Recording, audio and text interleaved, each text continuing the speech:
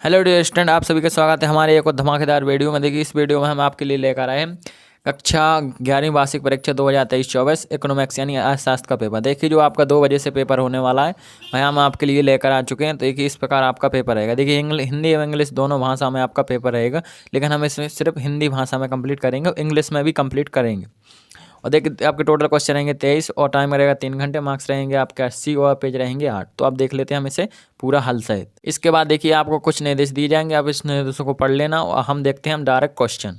देखिए, इसमें आपका पहला क्वेश्चन रहेगा, सही विकल्प चुनकर लिखिए। आपके 6 नंबर के पूछे जाएंगे। देखिए, पहला सही विकल्प का चयन करके लिखिए। पहला है देखिए, अर्थशास्त्र के विभाग है, तो अर्थशास्त्र के कितने विभाग है, इसका आंसर हो जाएगा 5। और देखिए, यहाँ पर दूसरा है, आंकड़ों के वर्गीकरण में पहला कदम है, तो पहला कदम क्या है, वर्गीकरण, सारणी या विश्लेषण या निर्वचन, तो इसका आंसर हो जाएगा वर्गीकरण। और देखिए, यहाँ पर तीसरा है, मध्यका को कहा जाता है, तो मध्यका को क्या कहा जाता है, भूइष्टिक या स्थिति संबंधी माध्य, समूहीकरण या औसत, तो इसका आंसर हो जाएगा देखिए औसत। तो इस प्रकार आपके देखिए 3 सही विकल्प हो गए। अब देखिए, चौथा है, हमारे देश में नीति आयोग कब गठित हुआ, तो आप सभी जानते हैं हमारे देश में नीति आयोग 1 जनवरी 2015 को गठित हुआ था।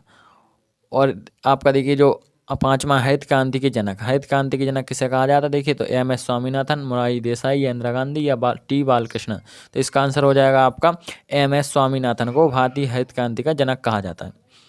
और देखिए, यहाँ पर 6वां एवं है, राष्ट्रीय आय में सतत एवं दीर्घकालिक वृद्धि किसकी विशेषता है, तो यह किसकी विशेषता हो जाएगी, ये विशेषता आपकी हो जाएगी देखिए आर्थिक विकास की ये विशेषता है। इसके बाद देखिए, आपको जो इंग्लिश में दिए जाएंगे वो हम अभी नहीं देखेंगे, पहले हम हिंदी वाले क्वेश्चन कंप्लीट करेंगे। तो देखिए, हिंदी में जो दूसरा क्वेश्चन है, रिक्त स्थानों की पूर्ति कीजिए। आपके 6 नंबर के रिक्त स्थान पूछे जाएंगे। पहला खाली स्थान पूछा गया है, खाली स्थान में निवेश मानव पूंजी को प्रमुख स्रोत है। तो पहले हम क्या करेंगे, सभी पहले क्वेश्चन कंप्लीट करेंगे, फिर सभी के आंसर देखेंगे। देखिए, दूसरा, नाबार्ड की स्थापना वर्ष में हुई। और तीसरा, चीन में खालिस्तान में ग्रेट लीप फॉरवर्ड अभियान शुरू किया गया। तो देखिए, इसमें पहला हो जाएगा शिक्षा एवं स्वास्थ्य, दूसरे में हो जाएगा 1982, तीसरे में हो जाएगा 1958। और देखिए, चौथा है, किसी कारखाने में दूसरों के लिए कार्य करने वाले को कहलाता है, तो इसमें हो जाएगा श्रमिक या मजदूर। 5वां है, खालिस्तान बेमाप जो श्रृंखला को 4 बराबर भागों में विभाजित करते हैं। और यहाँ पर देखिए, जो 6वां है, सामान्य कीमत स्तर पर परिवर्तन का संकेत खालिस्तान से व्यक्त होता है। तो अब देख लेते हैं हम इन तीनों के आंसर। देखिए, आपका चौथे में हो जाएगा श्रमिक, और 5वें में हो जाएगा सांख्यिकी, और 6वें में होगा सूचकांक। तो आपको एक बार और मैं बता दूं, पहले का आंसर शिक्षा और स्वास्थ्य, दूसरे का 1982, तीसरे में 1958, चौथे में श्रमिक, 5वें में सांख्यिकी और 6वें में सूचकांक। इस प्रकार आपके खालिस्तान सभी कंप्लीट हो गए। तो अब देखते हैं हम नेक्स्ट क्वेश्चन। देखिए, नेक्स्ट क्वेश्चन में आपकी पूछेंगे, सही जोड़ी बनाकर लिखिए। सही जोड़ी आपकी देखिए 7 नंबर की रहेंगी। आपको 2 कॉलम दिए जाएंगे, इस कॉलम बोलते हैं इंग्लिश में, लेकिन हिंदी में बोलते हैं स्तंभ नंबर आ, स्तंभ नंबर बा। इसको तो पहले का आपका क्लोरोफ्लोरोकार्बन, तो इसका मिलान आपको कहना है ऑप्शन नंबर जी से, ग्रीन हाउस गैसों में वृद्धि। और दूसरा, औद्योगिक क्रांति, दूसरे का मिलान करना है आपको ई नंबर से, द्वितीयक आंकड़े। और तीसरा है करवे समिति, करवी समिति का आपको मिलान करना है 1955। और देखिए, चौथा है योजना आयोग, तो योजना आयोग को आपको मिलान करना है यहाँ से 1950 में इसकी स्थापना हुई थी, 15 मार्च 1950। और देखिए, आपका जो 5वां है, राष्ट्रीय शिक्षा नीति, राष्ट्रीय शिक्षा नीति कब बनाएगी, तो ये हो जाएगा 2020, ऑप्शन नंबर आ। और देखिए, आपका जो 6वां है, आंकड़ा संग्रहण, तो आंकड़ा संग्रहण का हो जाएगा आपका यहाँ पर प्राथमिक आंकड़े।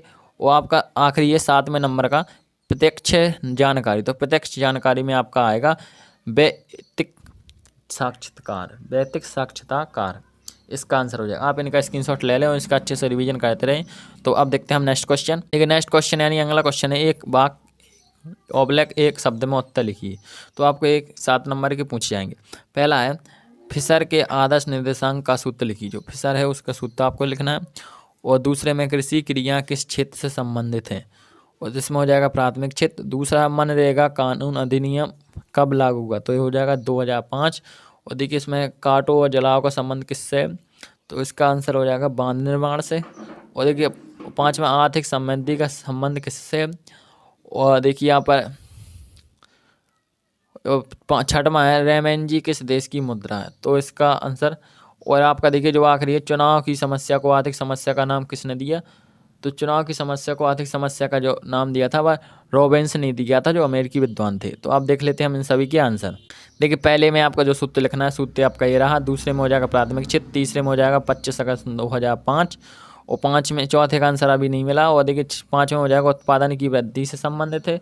और देखिए जो 7वां है, चुनाव की समस्या को आर्थिक समस्या किसने किया, तो इसका आंसर हो जाएगा रॉबिन्स। इसके बाद देखिए आपका रहेगा 5वां क्वेश्चन, इसमें पूछे जाएंगे सत्य सत्य का चयन करके लिखिए। तो इसमें देखिए माध्यिका की बीजी गणितीय संवेचना संभव नहीं है, और दूसरा है हमें निर्देशांक पर पूर्ण विश्वास कर सकते हैं। तो देखिए आपका दूसरा सत्य हो जाएगा। और तीसरा है ब्रिटिश काल में और कच्चे माल का आयात किया जाता था, तो ये आपका सत्य है। और चौथा है 1991 में उद्योग नीति में लाइसेंस में ढील दी गई, तो ये आपका सत्य है। और आपका देखिए 5वां है मानवीय पूंजी को उत्पादन में वृद्धि होती है, तो ये भी आपका सत्य है। और 6वां है भारतीय भौगोलिक दृष्टि से दक्षिण एशिया का सबसे बड़ा देश है, तो ये भी आपका सत्य है। तो इस प्रकार आपके सभी सत्य कंप्लीट हो जाते हैं। इसके बाद देखिए 6वें क्वेश्चन रहेंगे आपके 2-2 नंबर के क्वेश्चन। तो आपको मैं डायरेक्ट क्वेश्चन बता दूं, आंसर अभी टाइम नहीं है। देखिए आज 7 से आप क्या समझते हैं, आपको अच्छे से तैयार कर लेना है। दूसरा है सांख्यिकी की कोई 2 कारण लिखिए।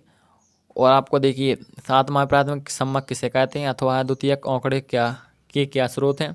8वां क्वेश्चन है सम्मकों के वर्गीकरण से क्या आशय है। इसके बाद देखिए अथवा बारंबारता विवरण क्या है, समझाइए। इसको आपको बताना बारंबारता है उसे क्या है। और आपका 9वां प्रश्न है समांतर माध्य का खंडित श्रेणी में सूत्र लिखिए।